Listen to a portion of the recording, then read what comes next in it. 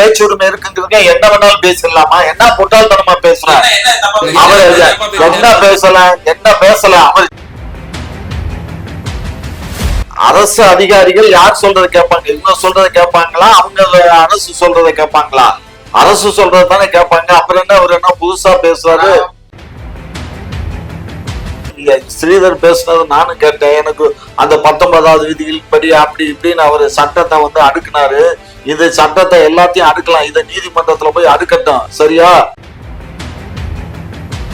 ஏன் சார் தப்பு பண்ணவனு தானே சும்மா இருக்க? சும்மா வாரத்திற்கு குறிச்ச தேவதூதராவது அரசு அதிகாரிக்கு தானே. இந்த ஆட்சி போனவங்களே உன்னை ஒழிச்சு கட்டுவேன் இப்படி எல்லாம் பேசுனது இல்லையா? சொல்லுங்க, அந்த வீடியோகள் எல்லாம் எடுத்து விட்டா பேசுனது இல்லையா அந்த திமுக காரணம்? அருண் ஐபிஎஸ் செய்யறது சட்டவிரோதம் நானு இருக்கும் பாப்போம். என்ன இருக்கு நான் மாட்டீங்களா? சீமான் பேசுறது நியாயம்தான், ஸ்ரீதர் பேசுறது நியாயம்தான், அருண்குமார் பேசுறது நியாயம்தான். இதை யார் முடிவு பண்றது? நீதிமன்றம் தானே. நான் அடக்கி பேசுங்க, உங்களுக்கு தான் பேச தெரியும். சொத்து வாங்கியிருக்கோம். குக்கு செய்திகள் நேயர்களுக்கு அன்பு வணக்கம். இன்றைய சிறப்பு விவாத நிகழ்ச்சியில நம்மோடு இணைந்திருக்கும் சிறப்பு விருந்தினர்கள் திமுகவின் முன்னோடி முனைவர் காமராஜ் ஐயா அவர்களும், மேலும் இந்திய தேசிய லீக் கட்சியினுடைய நிறுவன தலைவர் மரியாதைக்குரிய தடா ரஹீம் அவர்களும் இணைந்திருக்கிறார்கள். குறிப்பாக நாம் தமிழர் கட்சி நடக்கக்கூடிய சமகாலத்தில் இருக்கக்கூடிய இந்த சர்ச்சைகள் சம்பந்தமாக விவாதிக்க இருக்கிறோம். இருவருக்கும் வணக்கம்.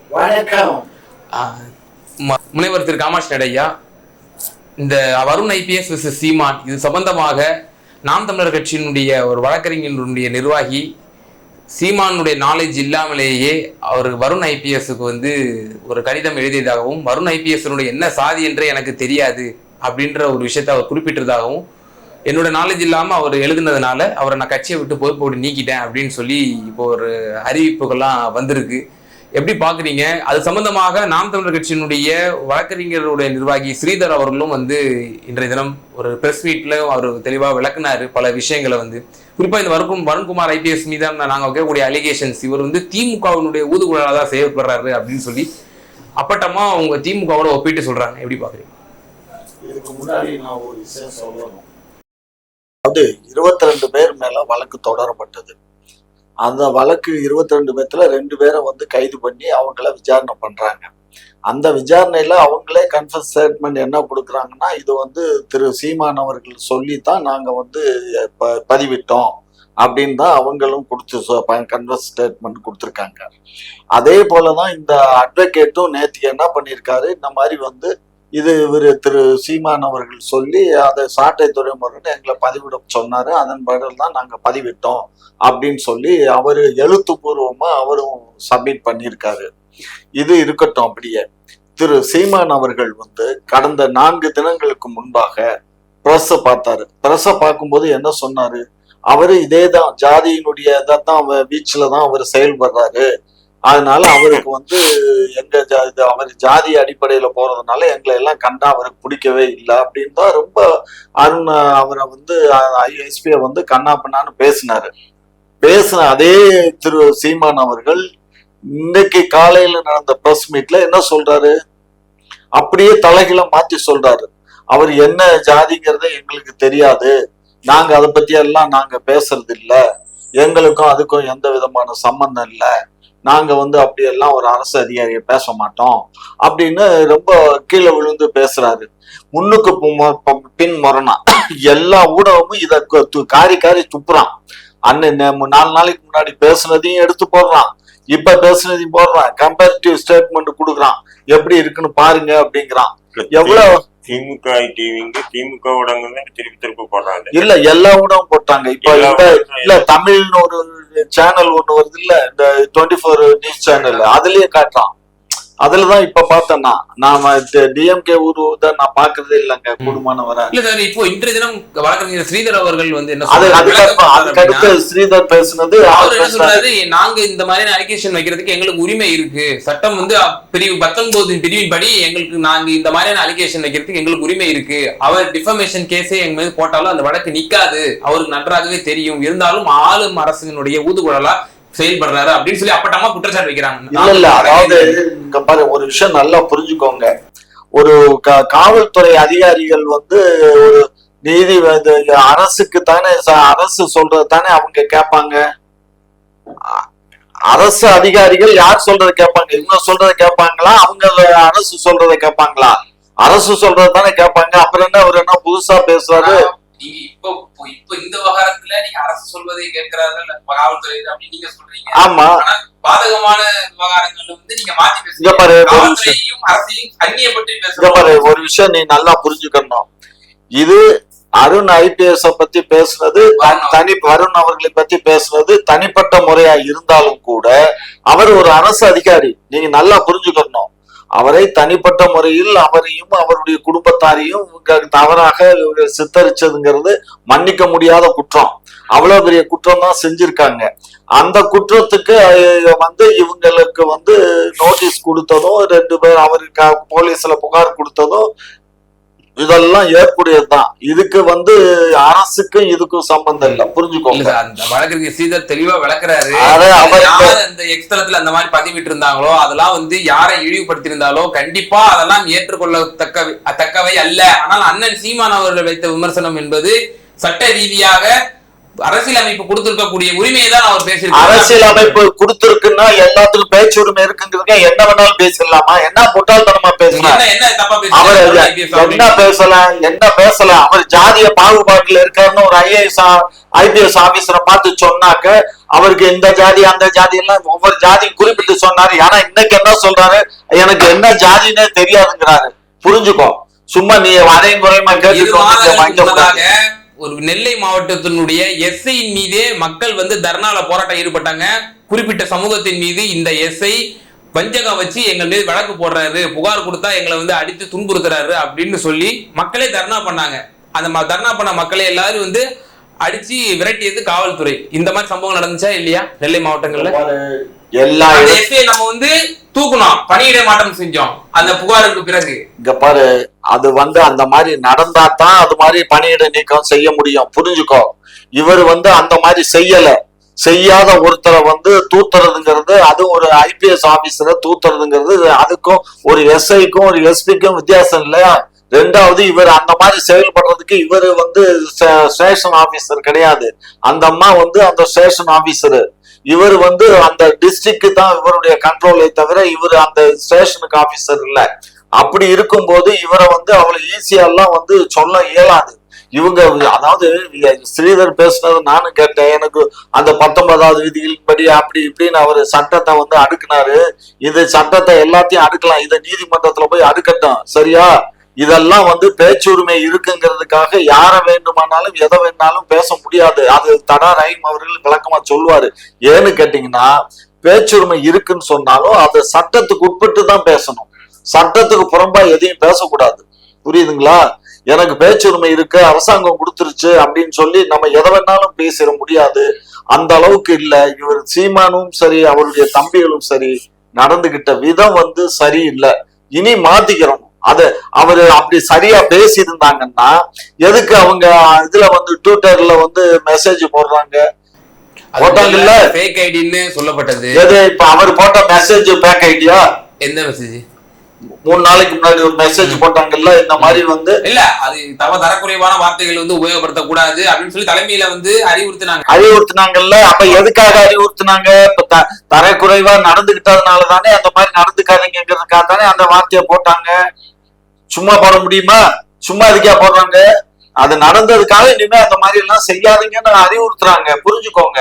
ஆகையினால சில விஷயங்கள் வந்து அதாவது கண்ணு ஒரு தவறு நடக்குது, அந்த தவறை நம்ம திருத்திக்கணும். இரும்பு பைப்பால அடிச்சு தாக்கிருக்கீங்களாமே. இந்த இருவர் கைது செய்யப்பட்ட 2 நபர்களையும் வந்து நைட்டு முழுக்க வந்து தாக்கிருக்கீங்க அப்படின்னு சொல்லி ஸ்ரீதர் அவர்கள் குறிப்பிட்டார். ஸ்ரீதர் அவர்கள் அது மனித உரிமை மீறல் இல்லையா? நீ பாத்தியா? அந்த ஸ்ரீதர் பார்த்தாரா? நீ பாத்தியா? நீங்க சென்னையில உட்காந்துட்டு திருச்சியில் நடந்ததை சொன்னாக்க இதெல்லாம் அப்படி எல்லாம் வந்து யாரும் ஒன்னும் தாக்குன்னா அடிப்பாங்க. பரம்புல அடிக்காம எவனையும் ஒன்னும் இங்க வான்னு சொல்லி இரும்பு பைப்ல அடிச்சா உயிர் வாழ முடியுமா? என்ன பேசுற? அப்படி எல்லாம் அடிக்க முடியாது. காவல்துறை ட்ரீட்மெண்ட் தெரியாதா சார்? காவல்துறை இருக்காரு, அவருக்கு தெரியும். காவல்துறையில ட்ரீட்மெண்ட் இருக்கும். அதுக்காக வந்து ஒருத்தன் சாகுற அளவுக்கு யாரையும் அடிக்க மாட்டாங்க. ஏன்னா உயிரோட இருக்கணும் அவன். அதனால இருந்தா தான் அவனுக்கு பண்ண முடியும். திரும்ப நீதிமன்றத்துல முடியும் ஒப்படைக்கிறாங்க. நீதிபதிகிட்ட அவங்கள்ட்ட மறுபடியும் ரிமாண்ட் பண்றாங்க. புரிஞ்சுக்கோங்க.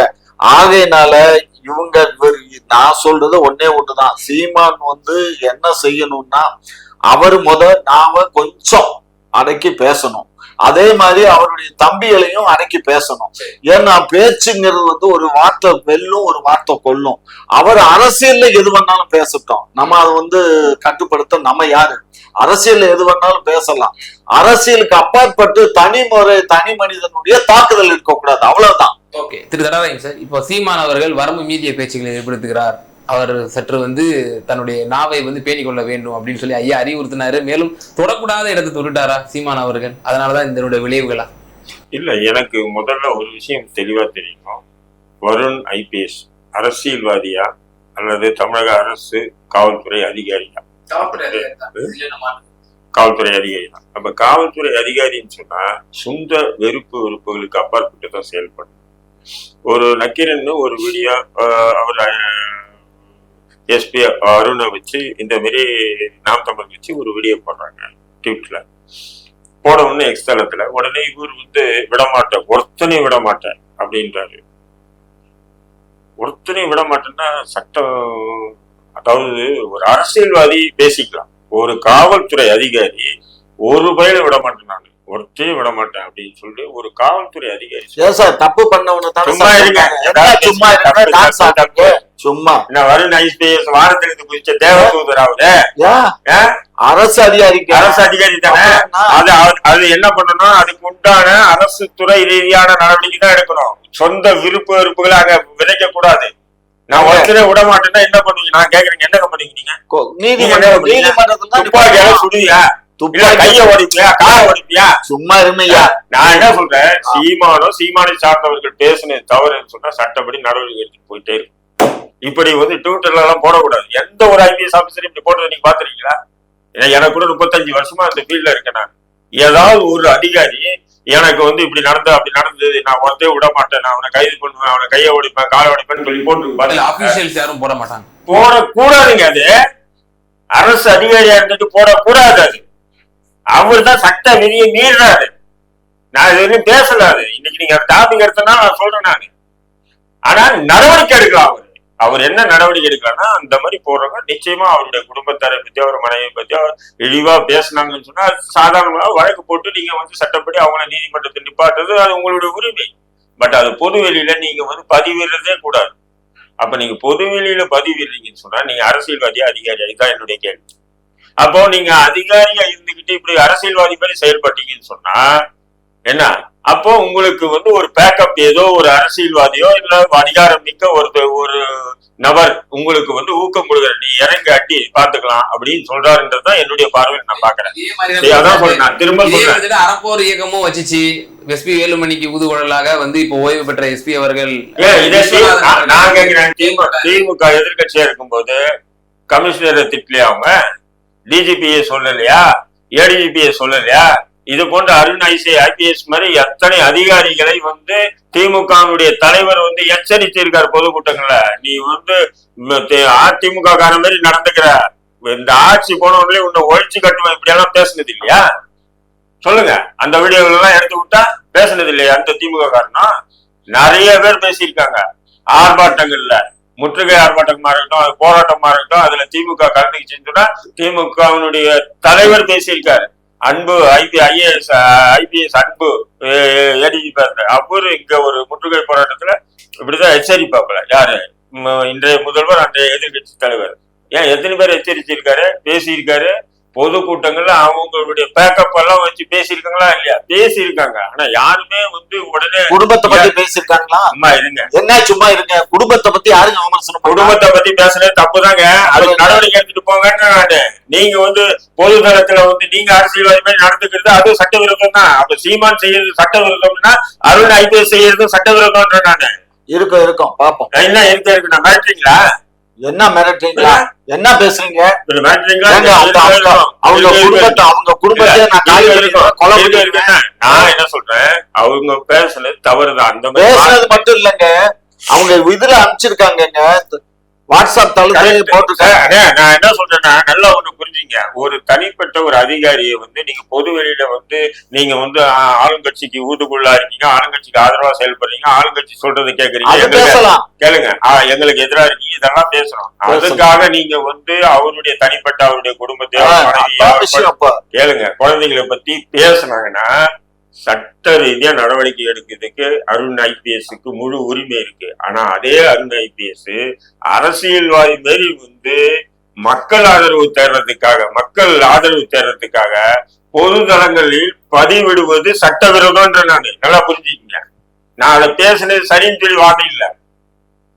ஆனா பொது தளத்துல வந்து ஏன்னா நக்கீரன் அவனே டபாக்கூர் நக்கீரன் அவன் ஒரு வீடியோ போடுறான், அதுக்கு இவர் வந்து என்ன பண்றாரு, தன்னுடைய இதை வந்து ஒருத்தரே விட மாட்டேன்றார். என்ன பண்ண முடியும்?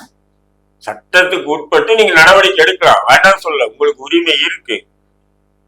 இப்போ ஒரு உதாரணத்துக்கு எடுத்துங்க, ஒரு நீதிபதி இருக்கார், ஒரு நீதிபதி தீர்ப்பு சொல்ற நேரத்துல வந்து சாட்சி வேணும். சாட்சி யாருன்னா நீதிபதி தான் சாட்சி. நீதிபதி தான் சாட்சி. அவர் பார்த்திருக்காரு, ஒரு கொலை நடந்திருக்கு, அந்த கொலை தீர்ப்பு சொல்லணும் அவரு. ஆனா இந்த கொலை நம்ம பார்த்தோமே அப்படின்னு சொன்னா அவர் என்ன பண்ணும், தன்னுடைய நீதிபதி அந்த கவனத்தை கழட்டி வச்சுட்டு இந்த வழக்கை வேற யாருன்னா விசாரிங்கன்னு சொல்லிட்டு, எப்படி அந்த கவனம் கழட்டி வச்சுட்டு இந்த வழக்கை வேற யாருன்னா விசாரிங்கன்னு சொல்லிட்டு நான் இந்த கொலையை பார்த்தேன்னு சொல்லி கூண்டல் நின்று சொன்னாதான் சாட்சி. அவர் நீதிபதின்றதுக்காக நானே பார்த்தேன் இந்த கொலையை, அதனால நான் வந்து இவனுக்கு தூக்கு தண்டனை கொடுக்குறேன்னு சொல்லிட்டு சட்டத்துல இடம் இல்லை. புரியுதுங்களா? அதே மாதிரிதான் ஐபிஎஸ் அவருடைய குடும்பத்தாரை பத்தி அவரை பத்தி இழிவா தவறா கொச்சையா பேசி இருந்தாங்கன்னா அவர் நடவடிக்கை எடுக்கிறதுக்கு உரிமை. அவர் கூட நடவடிக்கை எடுக்கலங்க, காவல்துறையில தான் அவர் வந்து இருக்க போலீஸ் ஸ்டேஷன்ல தான் அவர் கம்ப்ளைண்ட் கொடுக்குறாரு. அதுதாங்க நான் சொல்றேன், கம்ப்ளைண்ட் கொடுத்து விட்டுருந்தாங்க. அவர் பொதுதளத்துல வந்து தொடர்ந்து ட்விட்டர் பயன்படுத்துறாரு, எக்ஸ்தலத்துல பதிவு போடுறாரா இல்லையா? அவரு அதெல்லாம் என்ன தப்பு? போடக்கூடாதுங்க. ஓஹோ, அது எனக்கு தெரியல. ஏன் போடக்கூடாது? சட்ட விதிக்கு எதிரானது அது.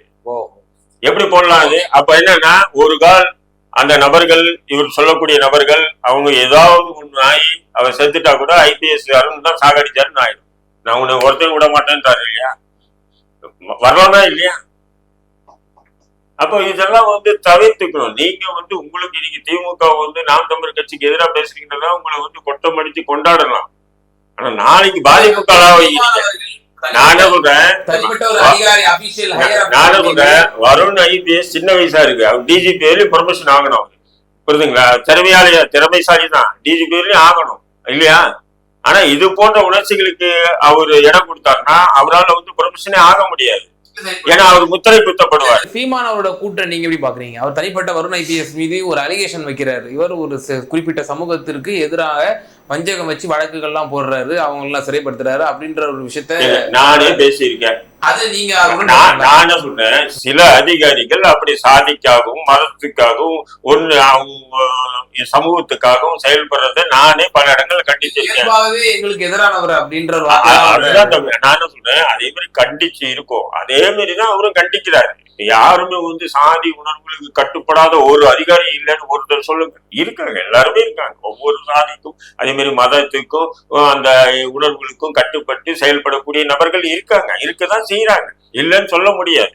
அதனால சீமான் சொன்னது தப்புன்னு சொல்ல முடியாது. அது போல நிறைய அதிகாரிகள் இருக்காங்க, அதிகாரம் மட்டும் இல்ல, வாட்டர்ஸ் வரையிலும் இருக்காங்க. ஓகே, திரு காமச்சையா, இப்ப இந்த விவகாரத்துல இதுக்கு திமுக வந்து தூது போது பாத்தீங்களா, என்கரேஜ் பண்றது பாத்தீங்களா, வருண் ஐபிஎஸ் அவரை வந்து எப்படின்னா மலைமலை ஏற்றதான் பள்ளத்தில் தள்ளி விடுது. ஏன்னு சொன்னா அவரு கட்டம் கட்டுவாரு. அவர் திமுக ஆதரவாளர்ன்ற மாதிரி கட்டம் கட்டப்பட்டாங்கன்னா அவரால் அந்த ஒரு ரேங்க்கு வர முடியாது. சின்ன வயசு, திறமையான அவரு, ஏடிஜி டிஜிபி வரலாம், டைரக்ட் ஐபிஎஸ் முடிச்சவர், அவரும் சரி அவங்க மனைவியும் சரி. இன்னைக்கு காலையில பிரஸ் மீட் கொடுக்கும்போது அந்த வழக்கறிஞர் அணி வந்து என்ன முக்கியமா முன் வச்சாங்க அப்படின்னா, வருண் ஐபிஎஸ் அவர்கள் மீது இந்த மாதிரியான கொச்சையான விமர்சனங்கள் யாரெல்லாம் சமூக வலைதளங்கள் பதிவிட்டாங்களோ அவங்கெல்லாம் வந்து கண்டிப்பா வந்து அது குற்றம் தான், அது வந்து மன்னிக்க முடியாதது தான், அதெல்லாம் ஓகே. பட் ஆனால் எங்கள் அண்ணன் சீமான் அவர்கள் மீது எவ்வளவு ஒரு வன்மத்தையும் எவ்வளவு அசிங்கமான தரக்குறைவான விமர்சனங்களையும் சோசியல் மீடியாஸ்ல பதிவிடுறாங்க. கிட்டத்தட்ட தமிழகம் முழுக்க 2000க்கும் மேற்பட்ட புகார்கள் வந்து அளிக்கப்பட்டிருக்கு. இப்ப இதற்கெல்லாம் வந்து நடவடிக்கை எடுப்பாரா அப்படின்ற ஒரு கேள்வியை திரு ஸ்ரீதர் அவர்கள் இன்றைய தினம் அதையும் ஒரு முன்வைக்கிறாரு. எங்க சீமான் அவர்களுக்கு வந்து குடும்பம் இல்லையா, குட்டி இல்லையா? அவருடைய குடும்பத்தார்கள்லாம் அந்த விவகாரத்தை பார்த்து ஒரு ஒரு அச்சுறுத்தலான சூழ்நிலை அவருக்கு இல்லையா எங்க அண்ணனுக்கு? அப்போ இதுலயே திமுகவுடைய அவர் கைப்பாவையை தான் செயல்படுறாரு அப்படின்ற ஒரு அலிகேஷனை நாம் தமிழர் வழக்கறிஞர் அண்டி ஒரு குற்றச்சாட்டு முன்வைக்கும். ஒரு விஷயம் நல்லா புரிஞ்சுக்கோ, இவரு எந்த ஸ்டேஷன்ல போய் கம்ப்ளைண்ட் கொடுக்கணும், இவர் வீடு இருக்க ஜூரி செக்ஷன்ல இவர் போய் கம்ப்ளைண்ட் கொடுக்கணும். அதை கம்ப்ளைண்ட் கொடுத்து அந்த கம்ப்ளைண்ட் மீது நடவடிக்கை எடுக்க தவறுனால்தான் இந்த மாதிரி பேடையில வந்து பேசணும். நடவடிக்கை எடுத்து கிழிச்சிருவாங்க. சரியா? போலீஸ்ல கம்ப்ளைண்டாவது கொடுக்கணும் இல்லங்க, கம்ப்ளைண்டே கொடுக்காம சும்மா இதுக்கும் திருச்சியில இருக்க ஒரு சும்மா இருங்க, இதுக்கு அதுக்கு என்ன சம்பந்தம்? எத்தனை கம்ப்ளைண்ட்களை இவரு சென்னையில உட்காந்துக்கிட்டு இவரு குடும்பத்தை பத்தி பேசினா இவரு என்ன பண்ணுவாங்க? சென்னையில தான் பேசினாரு. ஏன் கோயம்புத்தூர்ல வழக்கு போட்டீங்க? ஏன் நீலகிரியில வழக்கு போட்டீங்க? ஏன் சேலத்துல வழக்கு போட்டீங்க? அது அவங்க அங்க கம்ப்ளைண்ட் பதியப்பட்டது, அந்தந்த ஏரியால கம்ப்ளைண்ட் பதியப்பட்டது. அப்ப சென்னையில பேசுற சென்னை வழக்கு மட்டும் போட்டுருக்கோம். இங்க பாருங்க, தேவைன்னா மற்றவங்களுக்கு சும்மா இருமையா, சும்மா அசிங்கமா எல்லாம் சொன்னார் இல்லையா சவுக்கு சங்கர் அவர்கள் சென்னையில பாரு. அப்ப இவரு பேர்ல யாராவது பேசியிருக்காங்க அப்படின்னா அங்க நீ அந்த எந்தெந்த ஸ்டேஷன்ல பத்தி பேசுறாங்களோ அந்த 2000 புகார்கள்ன்றாரு திரு ஸ்ரீதர் அவர்கள். 7000 புகார் கூட இருக்குங்க. அந்தந்த ஸ்டேஷன்ல போய் நீ கம்ப்ளைண்ட் கொடுக்க வேண்டியதுதானே? கம்ப்ளைண்ட் கொடு, கம்ப்ளைண்ட் கொடுத்து எடுக்கலையா நீதிமன்றத்துக்கு போ. இந்த மாதிரி நான் இத்தனாம் தேதி கம்ப்ளைண்ட் கொடுத்தேன், கம்ப்ளைண்ட் ரெஃப்யூஸ் பண்ணிட்டாங்க, எடுக்கல, நீதிமன்றம் தான் நீதி வழங்கணும்னு சொல்லணும். அதுக்கு தானே நீதிமன்றம் இருக்கு, வக்கீல் அதுக்கு தானே படிச்சிருக்காரு. சட்டம் பிடிச்சவர் அங்க போறதா மேடையில பிரஸ கூப்பிட்டு பிரஸ்ல கொடுத்தா சரியா வந்துருமா? பிரஸ்ல எதுக்கு எங்க அப்பன் குதிரைக்குள்ள இல்லைங்கிற மாதிரி எதுக்கு பிரஸ கூப்பிட்டாங்க தெரியுமா? அவரு வழக்கறிஞர் பிரிவை சேர்ந்தவர். வழக்கறிஞர் பிரிவுல அவர் ஒரு ஜாயிண்ட் செக்ரட்டரின்னு நினைக்கிறேன். அவரு தான் அந்த லெட்டரை வந்து கொடுத்தவரு. அந்த லெட்டர் அவர் கொடுத்துட்டாருங்கிறதுக்காக இவங்க எல்லாம் வந்து முன்னாடி வந்து பேசுறாங்க. எங்க அணியில இருந்து உங்க அணியில கொடுத்தது அதை வந்து மூடி மறைக்கிறதுக்காக இந்த வேலையை பண்றாரு ஸ்ரீதர் வந்து அவரு ஒரு கட்சிக்கு அவர் அந்த தலைவருக்கு சாதகமா தான் அவர் பேச முடியும். அதனால நாம இருப்பது போல தெரியுது. சீமான் பேசுறது நியாயம்தான், சீமான் பேசுறது நியாயம்தான், ஸ்ரீதர் பேசுறது நியாயம்தான், அருண்குமார் பேசுறது நியாயம்தான். இதை யார் முடிவு பண்றது? நீதிமன்றம் தானே. நீதிமன்றத்துக்கு போங்க, அங்க முடிவு பண்ணட்டும், அப்புறம் வாங்க யார் குற்றவாளிங்கிறது நீதிமன்றம் சொல்லணும். ஓகே சார், குறுக்கிட வருவீங்க நிறைவான கருத்து. இல்ல அவர் சொல்றது என்னன்னா, திமுக எதிராக வழக்கு கொடுத்தா உடனே பதிவு பண்ணி என்ன சொன்னாருன்னா, 2 பேரை கைது பண்ணாங்க. அவங்க வந்து சீமான் தான் சொல்லி நாங்க செய்யணும்னு சொல்லி வாக்குமூலம் கொடுத்தோம். வாக்குமூலம் உங்களுக்கு தெரியாதா? காவல்துறை வாக்குமூலம் என்பது யாரை கூட சேர்க்கலாம். அந்த வாக்குமூலத்தை அவங்க நினைச்சாங்கன்னா, இப்ப நான் ஒரு வாக்குமூலம் கொடுத்தது முதல்வர் பேரை கூட சேர்க்கலாம். காவல்துறை நினைச்சா நான் சொல்றேன்.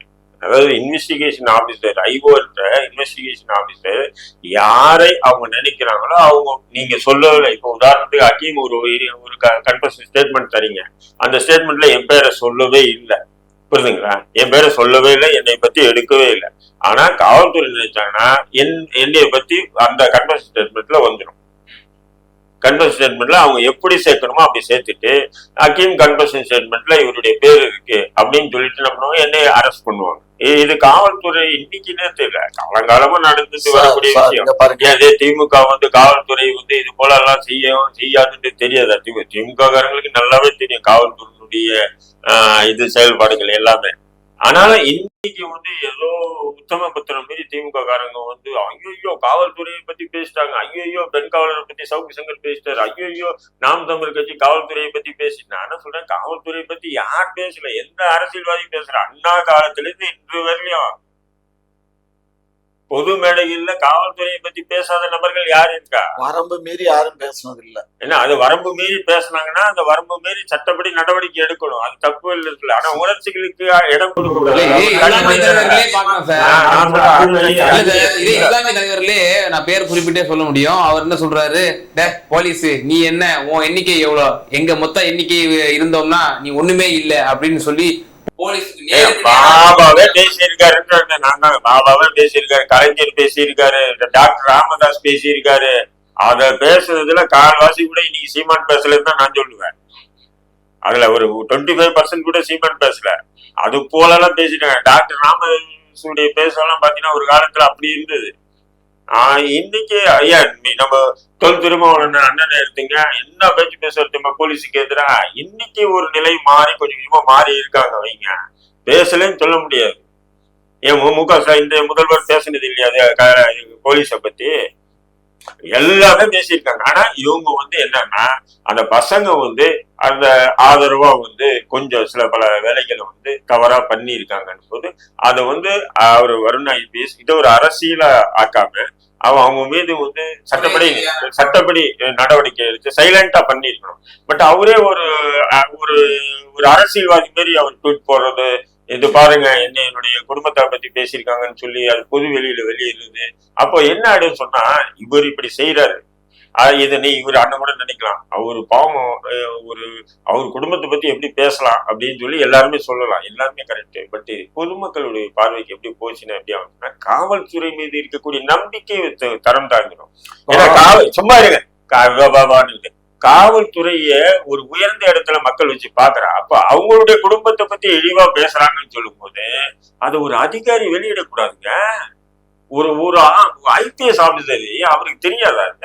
நம்ம காவல்துறை மீது இருக்கக்கூடிய அந்த நம்பிக்கை, அந்த அவங்க கூட இருக்கக்கூடிய இது இருக்கு பாத்தீங்களா, அது போடா ஐபிஎஸ் ஆபீசரே அப்படி அவங்க கொண்டாட்டி பிள்ளைங்களை பத்தி எல்லாம் பேசுறாங்கன்னா அப்ப நமக்கெல்லாம் என்ன பாதுகாப்பு வருமோ வராதா? அப்போ அதுக்காக என்ன பண்ணணும், அவரு நடவடிக்கை எடுக்கணும். யார் அப்படி பண்ணாங்களோ அவங்களை கைது பண்ணணும், அரெஸ்ட் பண்ணி சட்டத்தின் முன்னே நிறுத்தணும். அது நம்ம வேண்டாம்னு சொல்லல. ஆனா அவர் ஒரு அரசியல்வாதி பேர் அதை ட்வீட் போடுறது பாருங்க, இவன் இப்படி போட்டிருக்கான் இவனை விட மாட்டோம் நாங்க அப்படின்னு சொல்றது விடமாட்டேன்னு சொன்னா என்ன பண்ணுவோம்? ஓகே, குறுக்கிட்டு விரும்புறீங்க நிறைவான கருத்து. இது ஒரு விஷயம் மட்டும் குறிப்பிடுறேன், நீங்க உங்களை நிறைவான கருத்தை பதிவு செய்யலாம். உங்க கூட்டணி கட்சி தலைவராக இருக்கக்கூடிய திரு வைகோ அவர்கள் இதே 2016 தேர்தலில் மதுவுக்கு எதிராக பல போராட்டங்களில் ஈடுபட்டார். அப்போது ரயில் மறியலில் ஈடுபட்ட பொழுது ஒரு காவல்துறையை டைரக்டாவே அடிக்கிறாரு. ஏய் நீ ஜெயா போலீஸ் போ அப்படின்னு சொன்ன வார்த்தை எனக்கு இன்று வரைக்கும் எனக்கு நினைவில் இருக்கு. நான் சொல்றது நான் புரிஞ்சுக்க மாட்டேங்கிறீங்க. இது அரசியல் நீங்க பேசுங்க, காவல்துறை ஆளுகின்ற அரசுக்கு சாதகமா இருக்கு, எடுபடியா இருக்கு, அது வேணாலும் சொல்லு. ஒரு குடும்பத்தை அந்த ஐபிஎஸ் ஆபீசருடைய குடும்பத்தை பேசுறதுக்கு உனக்கு யார் ரைட்ஸ் கொடுத்தது? நீ அவரை பத்தி பேசலாம். சீமான் பேச சொன்னதாக சாட்டை துறைமுருகன் சொன்னார்னு எழுத்துப்பூர்வமாவே இன்னைக்கு அந்த அட்வொகேட் துணை செயலாளர் அட்வொகேட் விங்கோட துணை செயலாளர் சீல் பண்ணி லெட்டர் கொடுத்துட்டாரு. சீமான் சொல்லுவாரா? பாருங்க அதெல்லாம் தெரியாது. லெட்டர் கொடுத்திருக்கான். லெட்டர் அவங்க பாருங்க அவங்க கட்சியை சேர்ந்த துணை செயலாளர் வழக்கறிஞர் பிரிவினுடைய ஒரு வழக்கறிஞர் லெட்டர் கொடுத்திருக்காரு. இந்த காரணத்தினால இவரு தான் அண்ணன் சொல்லி அதை சாட்டை துரைமுருகன் எங்கள்கிட்ட சொன்னதாக அவர் லெட்டர் எழுதி பக்காவா லெட்டர் கொடுத்திருக்காரு. அவருடைய சாதி எனக்கு தெரியாது, அந்த விவகாரம் சம்பந்தமாக தன்னிச்சையாக அண்ணன் சீமான் அவர்களுடைய நாலேஜ் இல்லாம அவர் நேரடியாக வருண் ஐபிஎஸ்க்கு இந்த கடிதத்தை அவர் கடத்தினார் அப்படிங்கிறதுக்காக ஒழுங்கு நடவடிக்கை அவர் மீது எடுத்திருக்காங்க. அவர் மீது ஒழுங்கு நடவடிக்கை எடுத்திருக்கலாம். பட் லெட்டர் இவர் சொல்லித்தானே பண்ணதானே சொன்ன சம்பந்தப்பட்டது கிடையாது. அந்த வன்முறை பேச்சுக்கோ அந்த ஆபாச பேச்சுக்கோ அந்த ஆபாச பேச்சுக்கு கன்ஃபஸ் ஸ்டேட்மெண்ட் அந்த 2 பேர் கொடுத்துட்டான், நீதிபதி முன்னாடி கொடுத்துட்டான். அது மூத்த வழக்கறிஞர் இருக்காரு, அவர் டேவிட் பிலிக்ஸின் பேரு. அவர் என்ன பண்ணிருக்காருன்னா வருண் ஐபிஎஸ்க்கு ஒரு கடிதம் அனுப்பியிருக்காரு நாம் தமிழ் கட்சி சார்பா. அந்த கடிதம் அனுப்பியது தலைமைக்கு தெரியாம அவர் தன்னிச்சையாக எடுத்த முடிவு. அதனால நாங்க கட்சியில இருந்து எடுக்கிறோம் அப்படின்னு சொல்லியிருக்காரு. அதுல சில பல சாதி வார்த்தைகள் பயன்படுத்தப்பட்டிருக்கலாம் மேபி. அதுக்காக சீமான் நாங்க நடவடிக்கை எடுத்து அவர் மீது அவர் டேவிட் பிலிக்ஸ் அவரு பழனி பாபா கூடவே இருந்தவர், பாபாவுடைய வழக்கறிஞர். அவரு எங்க வழக்குகளால நிறைய வழக்குகள் வாதாடி இருக்காரு, சீனியர் மோஸ்ட் லாயர் அவர் இப்ப நாம் தமிழ் கட்சியில இருக்காரு. அவர் வருண் ஐபிஎஸ்க்கு ஒரு கடிதம் எழுதியிருக்காரு. அதாவது அந்த ஒரு கடிதம் எழுதியிருக்காரு. அந்த கடிதத்துல சில வார்த்தைகள் அதுல போட்டு அதுல சாதின்ற ஒரு சொல்லாடல் இருக்கு போல இருக்கு. அதை பிரஸ்காரங்க கேட்ட உடனே அவர் என்ன பண்றாருன்னா அதை வச்சு அவரை கட்சியில இருந்து நாங்க நீக்கிட்டோம் அப்படின்னு சொல்லி நாம் தமிழ் கட்சி சீமான் இன்னைக்கு ஒரு அறிக்கை வெளியிட்டு இருக்காரு. இதுதான் நடந்தது. பட் அண்ணன் சொல்றது எப்படின்னு சொன்னீங்கன்னா சார், அசிங்கமா பேசுனது பேசுனதை பத்தி இல்ல கேளுங்க, சார். நானும் சொன்னேன், ஒரு ஏதோ விஷயம் புரிஞ்சுக்கோங்க. நானும் சொன்னேன், உணர்ச்சி வேகத்துல தன்னுடைய தலைவரை பத்தி பேசிட்டாங்கன்றதுக்காக சில தலைவர் தொண்டர்கள் ஏதோ தவறுகள் இழைத்திருக்கலாம். அவங்க மீது சட்ட ரீதியான நடவடிக்கை எடுக்குமே தவிர அதான் விட்டுட்டு நான் வந்து ஒரு அரசியல்வாதி மாரி ஒரு ஐபிஎஸ் ஆபீசர் செயல்படக்கூடாது என்று நான் இவர் இப்படி செயல்பட்டாருன்னு சொன்னா அது ஃபியூச்சர் எப்படி ஆகும் சொன்னா இந்த காவல்துறை மீது மக்களுக்கு இருக்கக்கூடிய அந்த ஒரு பாதுகாப்பு அந்த ஒரு மதிப்பு இருக்கு பத்தி அந்த மதிப்பு குறைஞ்சிடும் ஒரு பக்கம். இன்னொரு பக்கம் என்னன்னா இவருடைய யங்ஸ்டர் இன்னைக்கு இருக்கக்கூடிய இளமை இருக்கு பாத்தீங்களா, இவர் ஒரு ஸ்டேட்டஸுக்கு வரணும், ஆனா அந்த ஸ்டேட்டஸுக்கு வர முடியாம தடுக்கப்படும். வருண் ஐபிஎஸ் குடும்பத்தை பத்தி பொது வழி இதுல வந்து பேஸ்புக்ல, வாட்ஸ்அப்ல, ட்விட்டர்ல பதிவு போட்டதுனாலதான் பிரச்சனையே தவிர அதுல எவ்வளவு அசிங்கமா எல்லாம் போட்டாங்கன்னா அதை நான் படிச்சு பார்த்தேன். ரொம்ப அசிங்கமா இருக்கு. அவ்வளவு பெண்களை அவ்வளவு வந்து பதிவு பண்ணிட்டான். சைலண்டா கைது பண்ணிட்டா வேலை பதிவு பண்ணிட்டான். சைலண்டா அதான் இந்தியா போற உலகம் பூரா ஆக்குறீங்க சார். உலகம் பூரா அதை பார்த்துட்டான் சார். 2 வருஷம் தான் சார் நீங்க ஆட்சி. உலகம் பூரா பார்த்தாச்சு. நீங்க பயன்படுத்தாதீங்க அவரை. உலகம் பூரா பார்த்தாச்சு. உலகம் பூரா அதனுடைய நடவடிக்கை வந்து அவர் அதுக்கப்புறம் தான் அவர் வந்து கம்ப்ளைண்ட் நான் அடக்கி பேசுங்க. சும்மா ஓவரா பேசாதீங்க. உங்களுக்கு தான் பேச தெரியும். சொத்து வாங்கி வச்சிருக்கீங்க. அது சொத்து வாங்கிருக்கோம். அத பத்தி உமக்கு என்னையா? நாங்க உழைக்கிறோம், சம்பாதிக்கிறோம், வாங்குறோம். நாங்க என்ன இது பண்ணா நாங்க என்ன அடுத்த வச்சோமா? சும்மா இருக்கும். அதான் அந்த பழைய வரலாறு பேசின கதை ஆர்வம் சும்மா இரும். ஆகையினால அது வந்து அந்த பதிவிட்டதுனாலதான் இது வாயில பேசியிருந்தா கூட பிரச்சனை இல்லை. பதிவிட்டதுதான் பெரிய பிரச்சனை ஆயிடுச்சு. சரியா?